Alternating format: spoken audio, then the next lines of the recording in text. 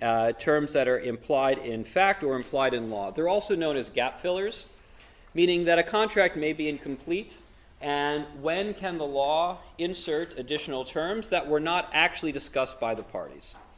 So the first thing I want to do is to distinguish this lesson from the parole evidence rule, which I also sought to distinguish from prior lessons on contract interpretation and ambiguity.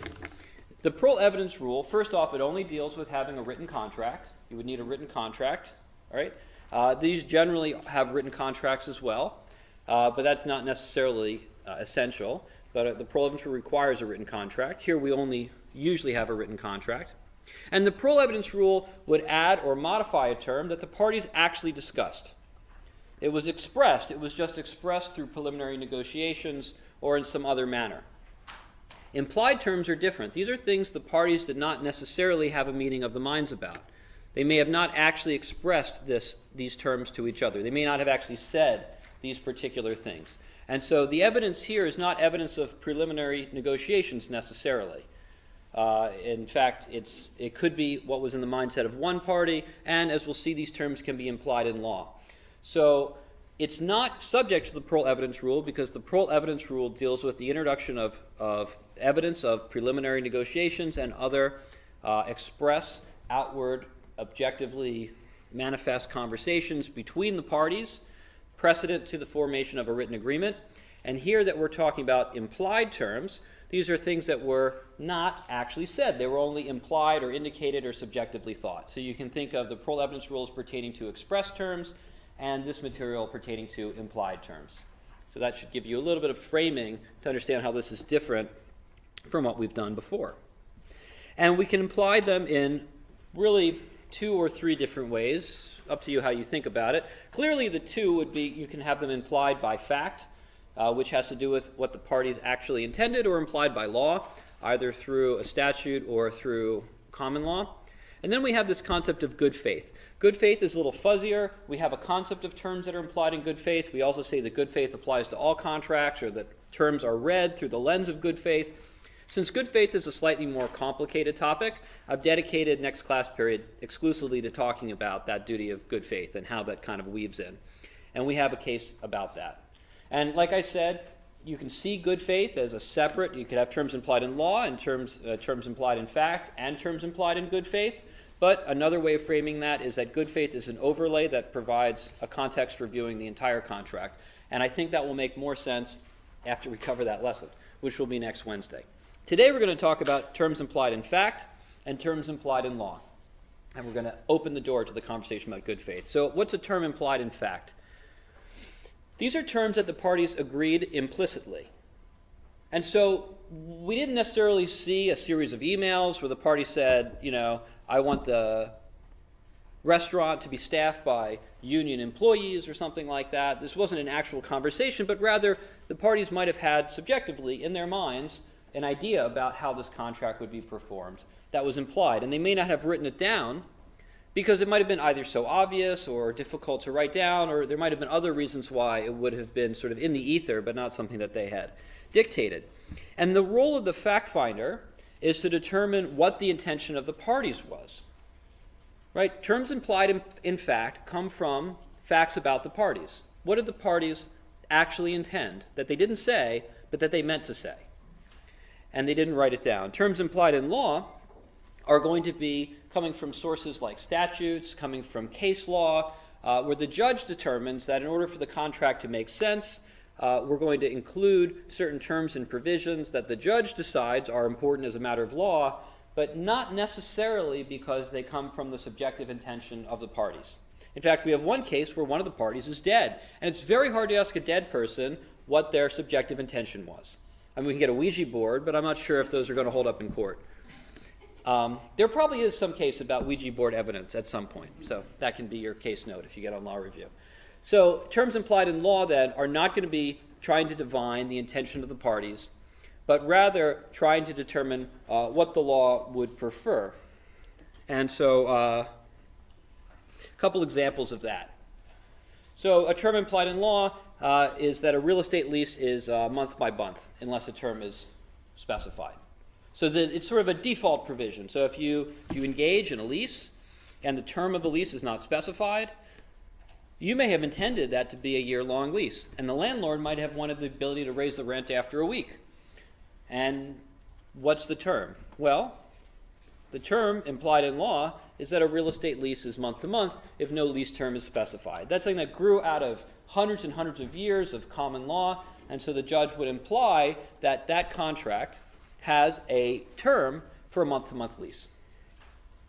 Also, in the absence of any provisions on assignment of contract rights, most rights are assignable. So if you have the right to receive payments, or you have the right to vote, or the right to drive a car on Tuesdays, or any other aspect of a contract, those rights are assignable to others unless otherwise specified. So there, if there's no assignment provision in the contract, the court will imply a term that says there is free assignability of the contract terms, with the exception of rights that are personal. So, for example, a football quarterback can't assign to his brother-in-law the right to play in the Super Bowl, something like that. Those are personal rights. And so there's, of course, limits to the law, but that's the general concept. And in fact, in addition to those, the Uniform Commercial Code, which only applies to sales of goods, and goods are things that are movable and identifiable at the time of sale. If you have a contract for a sale of goods,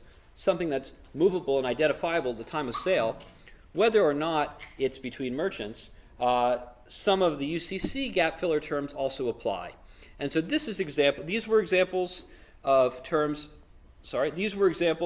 implied by common law, and then these are then terms implied by statutory law. They're both terms implied by law, but here we have a very clear and express statute, and I have the citing references there as well. I'm not going to sit here and read them all, and there are quite a number of them, but they're in the slide book, and they're also in your case book, and they're throughout the Uniform Commercial Code. There are a number of gap fillers. These are a few of which you should be aware.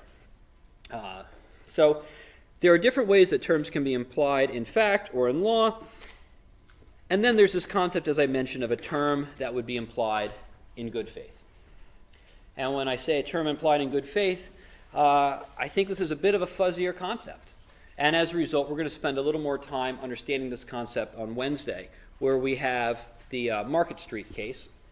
We're going to preview to that with the Wood v. Lucy Lady Duff Gordon case. Actually really kind of fancy, hard to understand, but kind of cool old case, and then a much more clear, lucid opinion by Judge Posner to really explain this concept. So we're going to put that on hold. We're going to come back to that. We're going to then focus on terms implied in fact. So this is your big case for terms implied in fact, and this gives a great illustration of when courts will imply terms in fact. As I mentioned, this week is a no cold call week. I will, of course, take volunteers, but I'm going to start by telling you a little about this case because it actually has some interesting historical background, which I think could prompt some interesting discussion as well. Because this case involves a contract for a rabbi to provide services. And these services for the high holy days. So just to give you a little context, what are sometimes called the high holy days are a 10-day period with two major holidays at the beginning and the end in the Jewish tradition. You probably have heard of them. The beginning one is Rosh Hashanah, and that means the head of the year. It's the new year. They're actually, not to get too technical, they're like kind of 4 Jewish New Years, but this is the big one that everyone knows about. The head of the year, the first day of the year, the first day of the first month of the year. And then 10 days later is Yom Kippur, the Day of Repentance. And this is a 10-day period where Jews of all denominations tend to have more synagogue attendance. And you might need some extra rabbis. I mean, I'm sure you have some friends that don't go to church that often, but they tend to go on Easter and Christmas. And does anyone know anyone like that? So similarly, and as a result, like there may be extra services held on Easter and Christmas to accommodate bigger attendance, It might be the chance for the junior rabbi to get to lead a service. And in this particular case, it's a chance for rent-a-rabbis, if you will, to offer their ad hoc services to help, fill this. I mean, I remember growing up, and I grew up it was a very big synagogue that usually had very few people in attendance, but on these holidays, they had to open the partitions of all the ballrooms, and it was, could be thousands of people, where there would usually be 10 or 15. And as a result, you would have additional services with additional rabbis. And the nature of Judaism was changing at this point in history. And you'll, I hope, forgive me for getting into a little bit of the history about it, just a personal interest of mine, but World War II and the Holocaust had a huge impact, as you can well imagine, on Jewry around the world. In fact, I would offer that it had an impact on all of humanity in many, many ways, but certainly on those that were more immediately affected or connected to it in that religious way. So the war ends in 1945, and American Judaism responds in a couple of different ways. Right? So at that time, we have a real interest. I mean, America at that point had 100 years of really being seen as a haven where you could be a religious person and succeed in a way that was challenging in parts of Europe. And the German Enlightenment certainly opened the doors for Jews to be part of general society, but it might have required them to leave their Jewishness at the door, so to speak. And America didn't do that. There was this concept of ecumenical religious freedom that persisted here. And as a result, starting in 1947, the Jewish tradition started to break apart a little bit into various factions that you see today. And sort of, I think, the story of the different aspects of American Judaism really began coming back from the war, and a couple major things happened. In 1947, a major event happened where the conservative movement declared, as a matter of law, that men and women were equal. And this was actually a radical move at that time. It may, by the way, 1947, think about kind of where things were in society at that point. And you've all seen Mad Men, I'm sure, and society wasn't necessarily even that progressive, but this aspect of Judaism declared that men and women were entirely equal, or at least they could take on the obligations to be equivalent to men and should be counted similarly. Whereas the Orthodox tradition, and I'll show you how that relates to architecture in just a moment, has 1,000 or more years of history. It's questionable when it was written. Certainly by 1600 or 1500, it was written that it was men who counted, who had certain obligations, and not women. And so you have this sort of divide. And so a traditional service, and we have a beautiful synagogue in town that looks this way, actually. A really historic Orthodox synagogue is Pol Zedek. It's actually a block from my house. And you can see here the architecture of it. You see there's clearly two well-defined levels. And not only are the men and women separated, but they're actually on different floors. They may have separate entrances. And so the women are on top in the balcony area, and the men are down below. Right? And this is fundamentally different from what emerged in the conservative tradition. What you see here, there's no barrier. There is an aisle. But there could be one aisle or two aisles, but in fact, if you go to a conservative synagogue, like the one I attend, Beth Shalom, you'll see men and women sitting right next to each other, and there's no specific distinction. And so this is, by the way, this is the core of this case, is sort of what was implied, and I just want you to know how much, this was a 1950 case. This had to do with services that occurred in 1950. So very much at this time period, this type of synagogue is beginning to be developed, and the architecture of prayer service is changing, as well as other attitudes. And by the way, the other major rift between conservative and more Orthodox is a decision about whether one could drive a car to services on Saturday. Not pertinent to this case. That decision came later, but also in 1947, you can think about the development of the suburb and the interest of people of living in a suburban kind of environment, which was fundamentally different from kind of your old European city model. So kind of major social, structural changes. I just think it's interesting to think about how structure can be reflected in religion and how religion can be reflected in architecture and how society, you can see societal change through those things. So I think this case is interesting for those regards. And just to point out kind of a third option, this is a modern Orthodox option. I showed you a traditional one before. And what you see here is that while they are on the same level, there is a curtain that separates the men's section and the women's section. And so we have synagogues like this in Pittsburgh as well. Shari Torah has a separation. And the separation has a name. The name is a mechitza. But you can call it a separation or a partition. And it can be a curtain. There are different rules and regulations, and different congregations say it can be clear, it has to be see-through, it can't be see-through, it can be glass, it has to be this high or this high, whatever. So a million different ways to think about it, but hopefully this gives you some context to the case. because the case fundamentally was about a organization that purported to be Orthodox, like this one, and so maybe there was some expectation that a service would proceed in this way, and by the way, that means that the rabbi, he's on the other side of that curtain. Yeah, and we can get into the law about why, if that's interesting, kind of the Q&A, but I don't want to take too much time on this. There's quite a lot of American law to learn here. So instead, what he showed up was he got this, right? So there's a contract, and this rabbi is contracted for one of these overflow services during this high holiday period, and in fact, the synagogue had only recently changed its format. And so we have to ask some fundamental questions about whether or not having a synagogue that looks like this and has this separation, which is a requirement, at least to the Orthodox, in terms of Jewish law, which is being evolved, and there's a doctrine, if you want, by the conservative movement, eliminating the need for this, is the contract going to contain this term? And so with that context, let's jump into the facts a little bit, and let's talk about our rabbi here. This is Rabbi Mordechai Orenberg, so he's my dog. He's going to be the stand-in for the rabbi today. He doesn't care about the mechitza. He'll go and he's good with anything. So what are the facts then on the ground? So we have an Orthodox rabbi for hire, and so he's sort of freelancing his services, and he enters into a contract with a Orthodox congregation. Well, actually, I think a little more nuance on that. It's a congregation that had an Orthodox charter. And it had been functioning as an Orthodox congregation, but in that very same year, I think it was June of that year, if someone want to correct me on the date, I think it was June 20th, 1950, they had changed their policy about the separation, and they in fact were going to restructure their synagogue. Someone could kind of holler at the date. It does matter because it must have been before the high holiday services. The high holiday services always come around September. Yeah, Andrew? July 12th.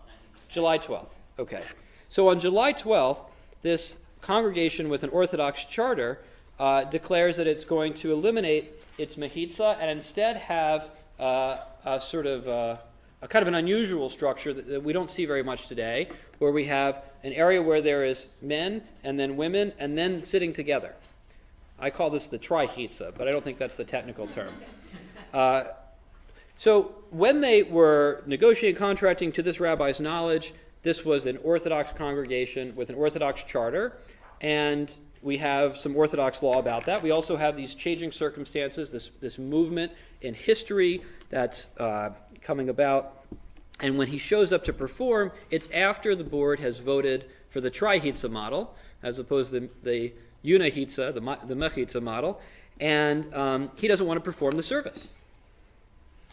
He says that I can't perform a service in violation of Jewish law. I'm an Orthodox rabbi. It would be unethical, and moreover, you should not have expected me to. So Rabbi Mordechai over here just walks out. And moreover, what's the problem? The problem is that it's too late for him to get another job. This is what he does for a living. I mean, a lot of how he earns his income, I think it was like $1,000 he was going to make in 1950s money. Someone can do the math here, but that's a fair bit of money. That's a fair bit of money to do these services. And so this is an important thing for the rabbi to be able to do. He doesn't feel that he can hold the service in this type of environment. And so then we get to the issue. Whether the contract for rabbinical services includes an implied term, a term implied in fact, that the service be conducted in a room that has a separation, a barrier, a mechitza, what have you, in accordance with Jewish Orthodox law. Right? And notably, it wasn't written down in the contract, and I'm going to come back to why the parole evidence rule isn't the solution here, as a good, I think, reminder on issue spotting for the parole evidence rule. So, custom, the role of custom. We actually have an old quote from Henry in the Pennsylvania Evidence, and here we're getting into that area between evidence and contracts. When a custom or usage is once established, in absence of an express provision to the contrary, it is considered a part of the contract and binding on the parties though not mentioned therein, and the contract is presumed to be in reference with it. And I do mention that because I'm going to focus on Pennsylvania law here, and I'm going to actually bring something up about parole evidence rule in Pennsylvania, which, by the way, will make your lives a little bit easier, because most of you will be either practicing or taking the bar in Pennsylvania. And so Pennsylvania law seems to say that when a custom or usage is established, in the absence of a provision to the contrary, it will be implied in the contract. So what was going on in this case? The congregation's state of mind regarding the mahitza was reflected in their architecture, which contained the mahitza. And, on the other hand, the plaintiff's state of mind was evidenced in the fact that he asked, would there be a mahitza? And so that conversation is evident. So now we have seen that there is evidence on both sides that the parties did indeed have this state of mind, that there would be this architectural feature in the prayer service. And I think those are sort of the major pieces of evidence there. And so the writing was silent, and again, there was no preliminary negotiations about the issue. That would be a parole evidence rule problem. Right? We didn't have preliminary, we're not trying to admit express preliminary negotiations. We're trying to admit implied terms, that the parties had a meeting of the minds that they didn't express. We do have evidence. We have evidence, as Ben presented, that the congregation thought there would be a mechitza, as evidenced in its charter, as evidenced in its architecture. And on the other hand, we have evidence that the Rabbi Fisher, the plaintiff, thought this as well. In part, his question. It's easier for him to prove because he's the one suing that it didn't have this. Although you can sort of at least imagine a less than scrupulous rabbi, pretty naughty rabbi, to do this on the days of repentance. But basically he wants the money but doesn't want to give the service, and so he pretends he's upset about the lack of a mahitza. So we don't necessarily want to take him at his word, but we do have some good evidence that he was concerned about this and felt this way and believed this way. So there was more than a presumption here. There was some very good evidence that this rule is in fact read into the contract. So this contract has an implied term that this rule of seating should be read into it, this rule about the separation.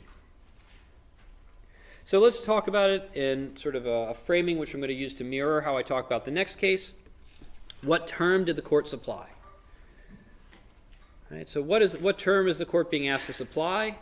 Well, it's being asked to supply a term regarding this separation, right? And so we could say that this was almost like the contract had written in it. It didn't, right? That's the point. This was not written. Nothing was written about this, but the court is effectively taking its courtly pen and writing into the in between the lines. It's reading and almost writing in between the lines of this contract, men and women to be seated separately at the high holiday services in this year 1950. It was never written down, but the court is effectively writing that into the contract, right? We should always ask sort of, why are we permitting a contract to be disturbed in this way? Well, we have to have some good reasons that the parties omitted this. If the parties omitted this term because they didn't actually agree, courts should not write it in. But there are several reasons why parties might omit a term like this. One is that it just seems obvious. Maybe it just seems so obvious. You don't necessarily write everything into the contract. I mean, for example, you go and you make a contract to buy a car. You say you're going to pick it up on Friday. Today is Monday. Did you write in the contract that the car should not have a bag full of manure in the trunk? You probably didn't write that in the contract. You probably didn't think of that circumstance. You probably didn't expect that you're going to go to the car lot and they just used it for farm purposes the day before you came and picked it up. You'd think it would be in the condition that you bargained for. That's an implied term. Now, you don't think of everything. In fact, if we tried to write everything into every contract, they would literally be infinitely long. I mean, the world is full of possibilities. We can't account for them all. But shared assumptions are in particular something that parties tend not to write. When something seems incredibly obvious to you, you may not write it down because it is so part of your background experience and understanding. So that's a good reason why these parties probably didn't write it down, although going back to that piece of evidence I raised, the fact that Rabbi Fisher actually asked for assurances on this does undermine that a little bit. And I think the historical story does undermine that a little bit. And so there are good reasons to leave terms out of a contract. There are bad reasons to leave a term out of a contract. I mean, one of the bad reasons is that it might be difficult to think of everything. It adds, well, it's not necessarily, I shouldn't say it's a bad reason, but if you really have to sit down and think of everything that could ever go wrong, it's going to cost a lot of time and money. It's going to make drafting a lot harder. It's going to make contracts a lot harder, the negotiation process a lot harder. You're dealing with things that aren't necessarily going to come to pass. So the parties had some good reasons to leave these terms out. Were they implied? They were. And here the court seems pretty convinced by some evidence that the custom, going back to that rule, by the way, right, the rule that I read you earlier from Pennsylvania, when a custom or usage is once established and evidence of a contrary provision, it will be implied in the contract. So we have to ask the question then, was this a pervasive custom? What does the court say about that? It's exactly like trade usage. They're going to ask other rabbis, what is the custom? That's exactly right. I think we can all think about that as sort of like evidence of trade usage. That's a very interesting parallel to it. Of course, here we're dealing with services, not sales of goods, so it's not a perfect analogy, but it's a very, very sharp way of thinking about it. They're going to ask, they asked it, and they had witnesses. They had testimony from rabbis. You might think about people who are in the trade of providing Orthodox services or Jewish services, right? That's what rabbis do, right? They provide services. And when we asked a bunch of rabbis, they all said this is a firmly established law. And it has been for thousands of years. Again, this was a time of a lot of change, and I think there was room maybe on the other side. But in any event, that's what the court here found. And so I think the court was comfortable that these concepts were custom or trade, sort of like trade usage, because they were immemorial, and invariable practices in Orthodox Judaism. And I know that there's at least evidence that it has been written in this particular way since a document called the Shulchan Aruch, which was from like the 1520s or something like that. That's a pretty long time. We're talking like around the time of the Magna Carta, this principle was established. I think it becomes a little more complex that it is at the same time changing. But the court finds that since it was an immemorial and invariable practice, it fits into the category of custom. And custom, unless otherwise established, is implied in the contract. Kind of like trade usage, but here we have that particular rule of evidence in Pennsylvania that helps us get there. This term was implied in fact. So what's the distinction? What is a term implied in fact? How is that different than a term implied in law? This term was implied in fact because it's based on the facts about the parties. You have to actually get witnesses, get testimony, and the inquiry is about what did the parties actually believe. We're interpreting the subjective intention of the parties at the time of contracting. And the meaning, therefore, is attributed to the contract by the parties, as opposed to a term really implied by operation of law, which we'll see in the next case. These were terms implied in fact. Terms implied in fact are based on the meaning that the parties attributed to them. And they are subjective and unstated, but shared assumptions. And so it was critical that we had evidence both about the rabbi's intention and the congregation's intention. Both that the architecture and the charter of the congregation indicated a belief in this particular custom, and that the rabbi, through his conversations, his training, etc., had a belief in this custom. It has to be a shared meaning, but importantly, it's an unstated one. If this was a stated shared meaning, now we're talking about part of the preliminary negotiation. And then we're talking about the parole evidence rule, which gets us to answering why the parole evidence rule does not apply. In this case, why is this not a parole evidence rule case? Well, there's a couple reasons why, but actually I want to start by telling you that the court got this one wrong. The court did not perform the parole evidence rule analysis correctly. And in fact, if they had, it's what I would call a harmless error. You've heard that term before. It's an error. It doesn't change the outcome of the case. Feel free to disagree with me here. But I think the court got this one wrong, and I would use this case as an example of how not to do the parole evidence rule. I've always taught that you should begin with the issue and then analyze thoroughly before concluding. Not because that's necessarily the best way to have a piece of writing, but I want you to have the analytical framework that I'm going to analyze first and derive my answer from the analysis. You don't start with a conclusion, because if you start with a conclusion, you're tempted to lead yourself there. That's not to say that when you're done that analysis, you shouldn't write that way, and I think in legal writing they encourage you to write the answer kind of up front. But you want to do your analysis thoroughly, comprehensively, thoughtfully, and then, you can write around it. I think the court did not do that here, because the court here seemed to imply that the contract was completely integrated without actually analyzing it. How do I mean? Well, the court said that they would not admit extrinsic evidence because unless there was some evidence of fraud or mistake. We had talked about how fraud, mistake, and other defects in contract formation are not subject to the parole evidence rule. So the fact that the court is saying we cannot add a term to this contract, the court is implying this contract is completely integrated. Right? That's the outcome. If a contract is completely integrated, we cannot add a term. So by saying that we cannot add a term, the court is implying that the contract is completely integrated. But based on what evidence did the court do the analysis? The court failed to do the proper analysis. So this is sort of cautionary, right? The court did not actually read the contract and ask, what did the contract say?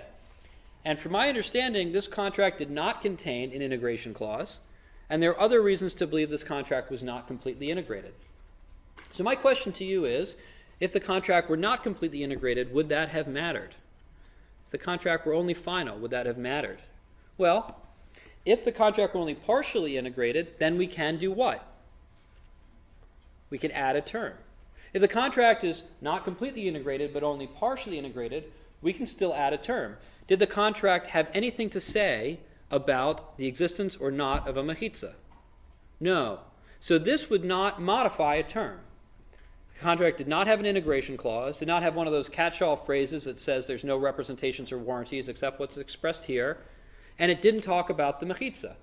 So can we add that term? Well, we can if the contract is only partially integrated. The court did not do the analysis properly. However, it doesn't matter. They found for the rabbi, in both cases, whether we find this was an implied term or whether we find this was an express term that adds to the contract, the rabbi wins. So while I think the court got the parole evidence rule wrong, I think it was a harmless error.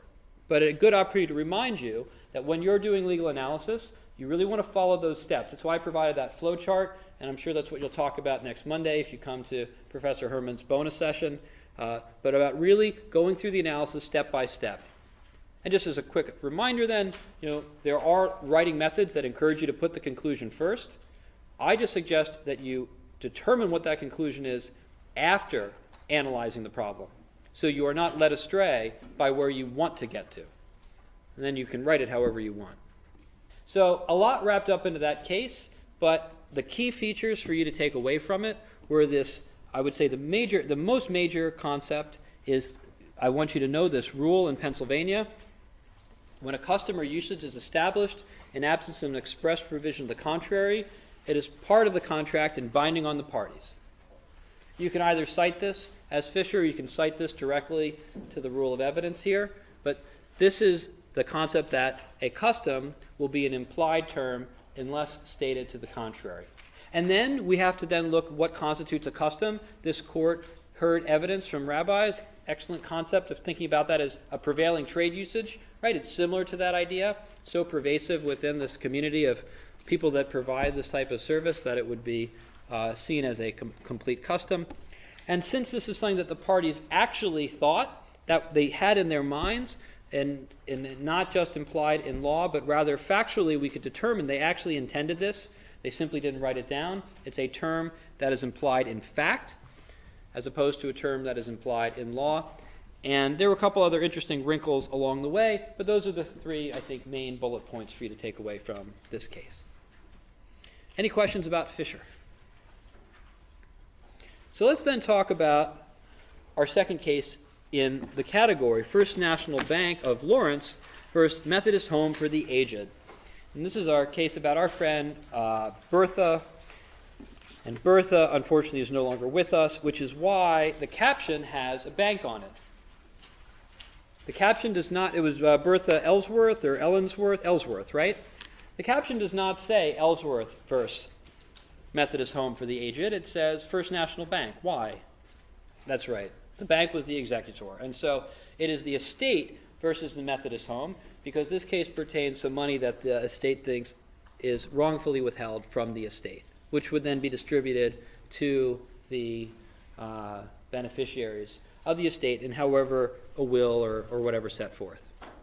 So what happened in this case? So in this case, we have a plaintiff who is the administrator of an estate, a bank, but we can think of her as Bertha. Sort of Bertha's intentions will be brought to fruition through this bank, and Bertha / her estate contributed $10,779.60, not that we're counting pennies, to defendant in return for lifetime nursing home care.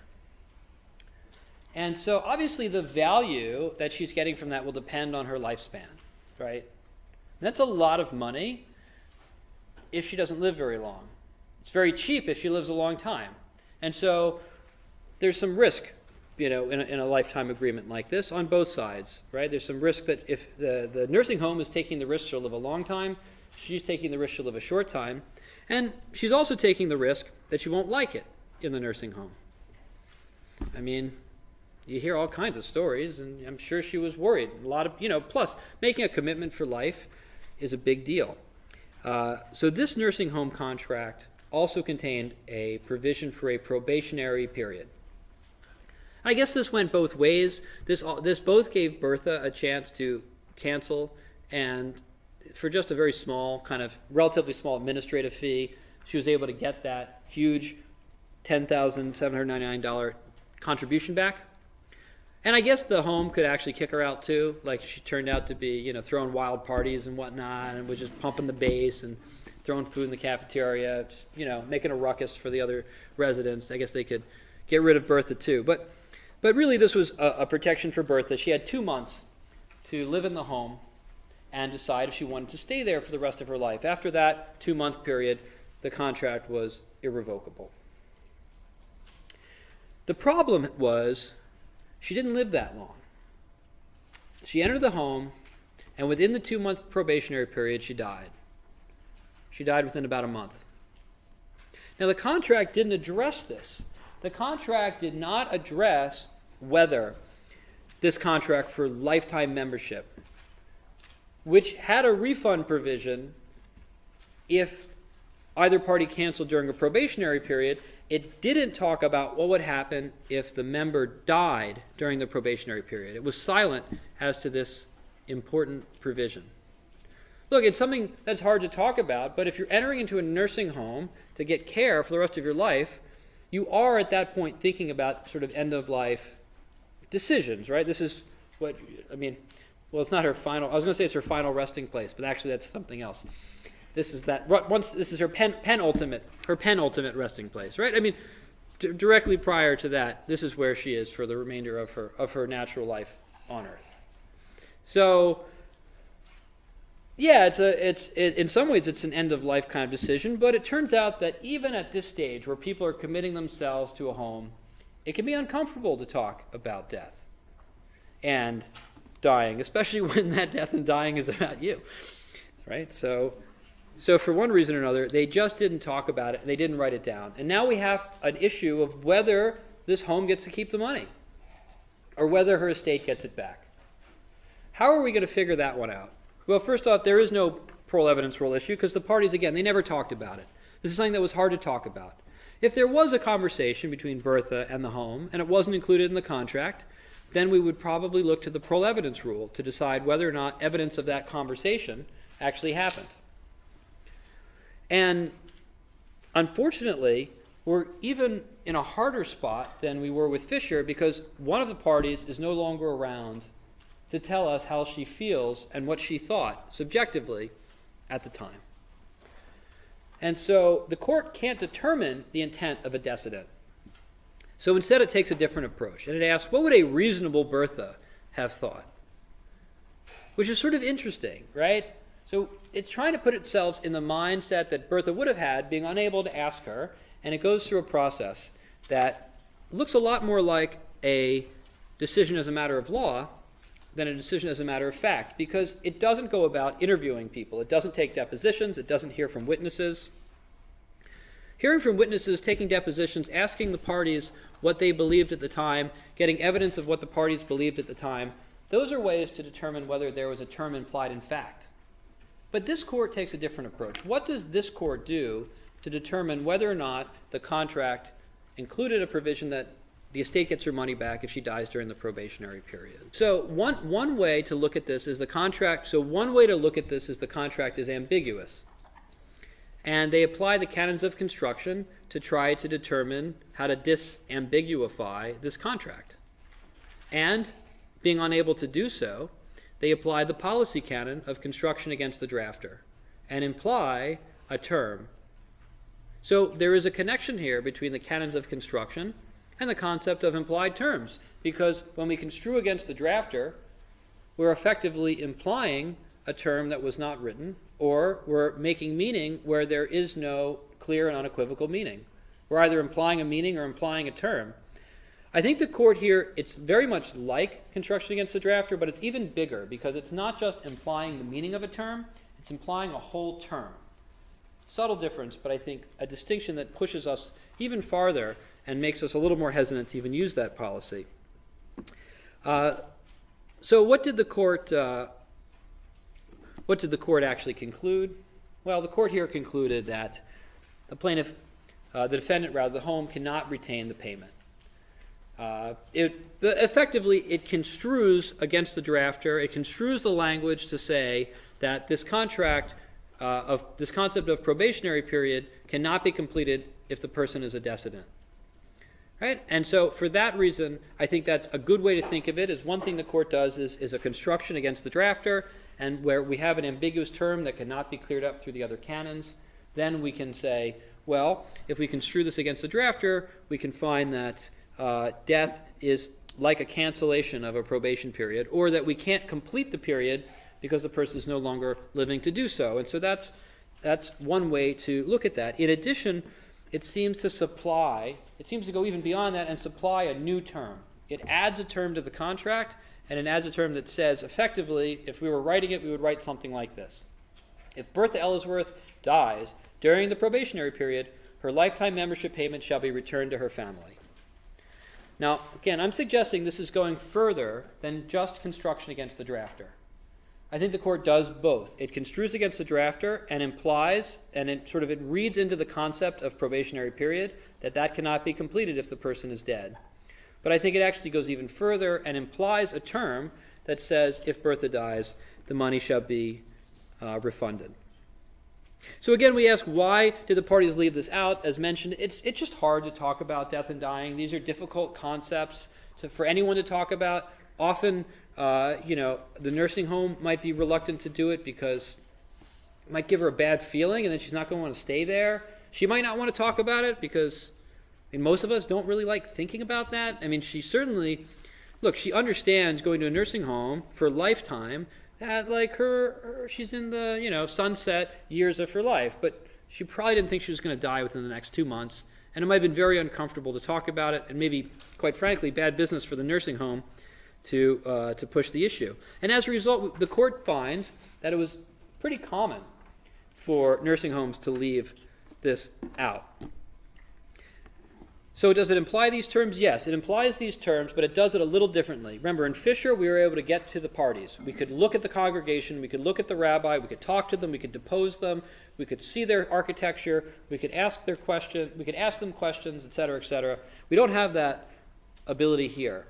Instead, the court does something that is somewhere between fact and law. It asks what a reasonable Bertha Ellsworth would do. What would a reasonable person expect? And it finds that a reasonable person, not this actual person, but a reasonable person, would assume that the payment would be returned in death. And it also does this based on the fact that many other cases came out that way. And that's even stronger, and there it's a term that's implied in law. When a court reads a bunch of cases and says because 47 out of 50 cases came out this way, where there is a question of if this term will be implied, I am going to imply that term also. That's a term implied in law. It's not statutory. They didn't go and read the statute. There are statutes. The UCC is a statute that does provide terms that are implied in law, but terms can also be implied by common law. And here the court read a bunch of cases, determined that the mass majority of cases came out a certain way, and as a result implied, as a matter of common law, that this contract would have said, should have said, meant to say, and in a way does say, that Bertha Ellsworth's money is refunded if she dies during the probationary period. So the exercise is a little bit different. We result in a term implied in law, and we also have that concept of construction against the drafter, which is also a concept in law, because the canons of construction are applied in law, right, in an objective kind of way. And so it's a much less subjective approach that this court takes to find the terms implied in law, but it's also a process that does require some research. The nature of the research is just different. For the terms implied in fact, we research what the parties said, what the parties did, and how we understand what they thought. In terms implied in law, we research what the law is, how other cases have come out, what a reasonable person should have thought, would have thought, and we're asking those kind of more objectively based on those materials. But in either case, the court implies a term and resolves the contract in that manner. And so we have terms implied in fact and terms implied in law. Before I move on to our introduction to good faith, any questions about those two cases? Good faith and fair dealing. I think those concepts were pretty clear, but good faith is actually a big concept. And like I said a couple times, we have a big case, Judge Posner opinion, that talks about good faith in some more significant detail. And then, given time, I'll show a couple more illustrations of how that works. But this case we can do in 15 minutes. It's just kind of his fun, historic case with some really colorful characters in it. So this is Lady Duff Gordon. And Lady Duff Gordon was a leading British fashion designer. She was an imprimatur of style. She was what you would now call an influencer, way before Twitter.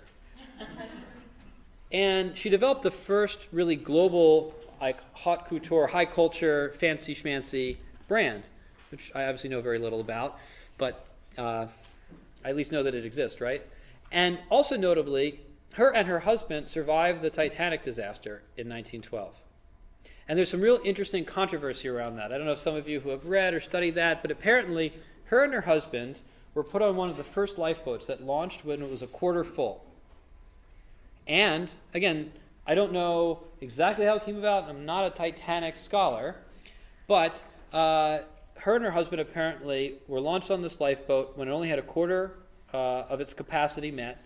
And it did not return to pick up survivors. And it's not entirely clear why or what are the other sort of implications of that. But colorful figure in history for that reason. So kind of an interesting thing to look up. I have a 3-minute video of something about that, but I don't think we'll take the time for that now. It's a bit tangential. What's more important is that she had a contract. She had a contract with a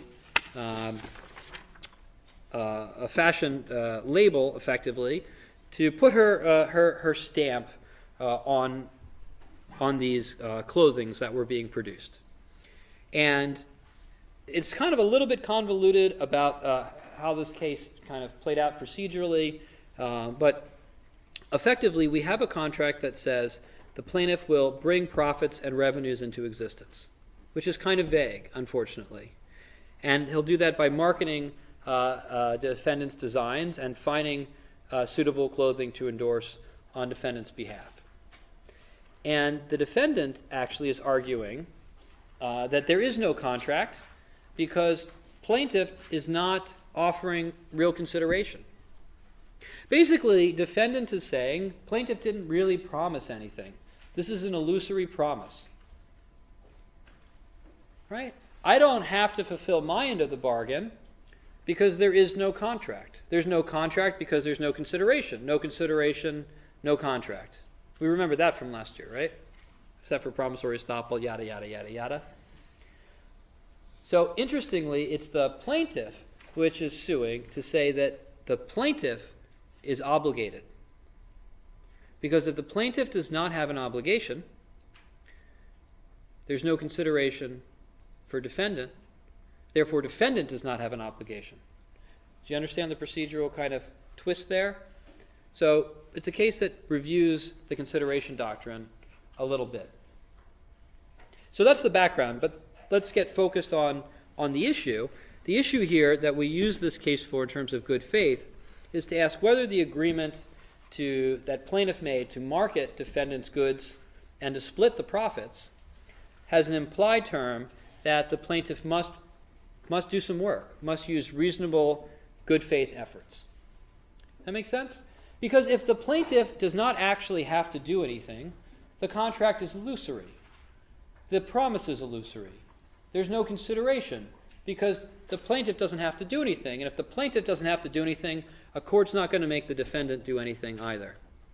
So the plaintiff has to show that the plaintiff has an obligation to use good faith and reasonable efforts to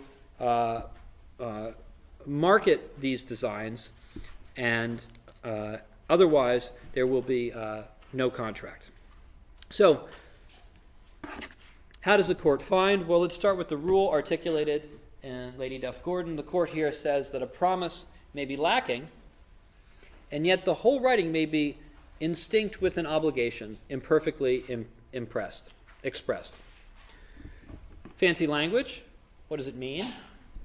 Even though the contract does not spell out an obligation on the plaintiff, it's imperfectly expressed, that obligation may still be there. A court may find an implied obligation, particularly an obligation to act in good faith, to bring the contract into fruition. Here's how the court reasons through it. So,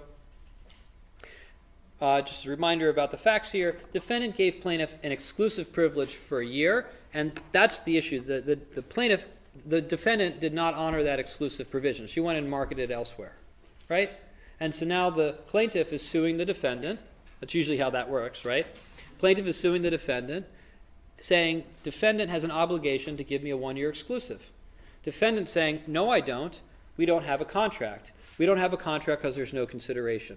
There's no consideration because you promised to take half the profits, but that's an illusory promise. You don't really have to do anything. You could take half of nothing and be fulfilling the contract. And therefore, I don't have to do anything either. So the issue here was this sole compensation of profits. How does the court make sense of this? How does the court make sense of this? Is there an obligation? If all you get from a contract is half of the profits, are you obligated to make profits? And the court says yes. The court says that this business transaction doesn't make any sense unless there is an obligation on the plaintiff. And it looks at the commercial reality, the commercial context. It looks through the lens of this is a business deal. And when it looks at the business deal and its infinite wisdom and its judgely, mindset, it says, well, of course the parties intended to make a binding obligation to each other. I'm actually not sure that's true, but in any event, that's what the court thought. The court thought that without an implied promise to make reasonable efforts, this business transaction does not make any sense. And therefore, plaintiff's promise to pay defendant half the profits from the agency relationship implied that plaintiff would make reasonable efforts to create those profits and to bring them into existence. This is the implied duty of good faith, fair dealing, reasonable effort, colored many different ways. Right? I'll split the profits with you. That means that you, so long as I'll give you an exclusive opportunity to market my paintings, and I'll split the profits with you. Well, now you have an obligation to make those profits happen. Some obligation. We didn't spell it out very well, imperfectly expressed. But you have some obligation to work on making those profits come into existence. And I probably have some obligation to make those paintings come into existence. I mean, you could look at that situation and argue that, sure, I mean, I'll split the profits on my paintings, but I don't have to paint anything. And you don't have to market anything. And so if we don't sell anything, we can all go home. The court thinks that doesn't make sense from a commercial context, that when we entered into this agreement, it's implying that what we thought, maybe as a matter of fact, maybe as a matter of law, was that we would create obligations on each other to bring these profits into existence. That there was some implied term that we would make reasonable efforts. Or we could also frame that as kind of a good faith, often termed as a good faith reasonable effort. I do want to raise briefly a counterpoint to that issue, which is that sometimes parties enter into agreements that are not intended to be binding. I see them all the time. I often see agreements to agree and term sheets and, proposals for proposals and proposals for negotiations. I mean, another framing, and this is the problem with implied terms. This is the problem with courts acting like they can get into people's minds. We don't actually know what these parties thought. We're implying a term in law. Maybe what the parties wanted was to create a relationship where they would see how hard each other would work and see each other's quality and did not expect to be bound. Maybe Lady Duff Gordon was not pleased with how Wood was proceeding, and she did not want to be stuck with him for a year if he was not making sufficient efforts or if he wasn't very good at it. So I think there's also that counterpoint to sort of keep in mind. But this case is really just meant to open the door to this broader conversation about good faith. And I want you to see that one solution to an illusory contract problem is that the parties had an implied duty to bring the contract's fruits into existence. That's what this case is mainly about. And I'm not sure that this court got it exactly right, but it's a famous case that's at least worth thinking about. And I think it will prepare you to understand the Posner opinion that we will discuss in detail on Wednesday. So I'll just close with a chart, which I'll post online, but I want to take a second just to explain the use of this. This is meant to help you remember what we talked about today and to apply it. And these are some questions that you can ask of any circumstance you're dealing with implied terms. What terms does the court supply?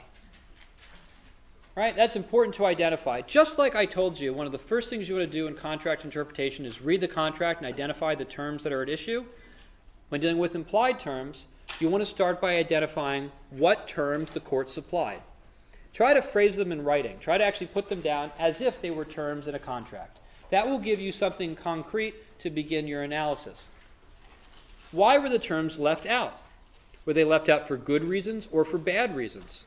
Courts should not insert terms that the parties deliberately omitted because they didn't want to be bound by them. On the other hand, there are some good reasons parties left out terms that they had intended to be bound by. So we have to ask why the terms were left out. What arguments can you make for or against implying or including those terms, right? And this comes from the why.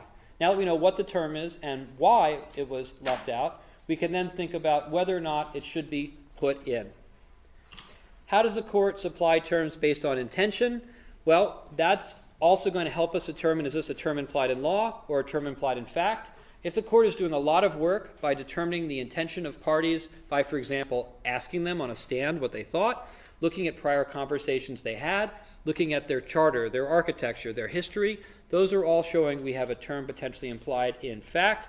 On the other hand, if we're asking general questions about what a reasonable person would do or what the body of case law and the weight of case law suggests, that looks like a term implied in law. Does the term ignore parties' intent? That's another question meant to direct you to ask, is this a term in law or in fact? Courts will not ignore parties' intentions when implying terms in fact, because that's really all about the party's intention. They may ignore or be unable to access the party's intentions for a term implied in law. And then finally, are the terms implied in fact or in law? I have the answers to that, but the two prior questions are meant to direct your thinking to arrive at that question. And so by going through these steps, you should be able to determine when a court will include a term that is implied in law or in fact. And so I hope that helps. We're going to come back on Wednesday. Please make sure you've read Market Street Associates, and we will have another volunteers only day to talk about that Posner opinion. So I will see you then.